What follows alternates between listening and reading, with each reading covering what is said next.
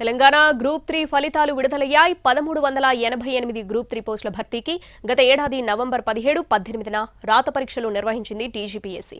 ఈ పరీక్షలు రాసేందుకు 5,66,400 మంది దరఖాస్తు చేశారు. కానీ 2,69,483 మంది మాత్రమే హాజరయ్యారు.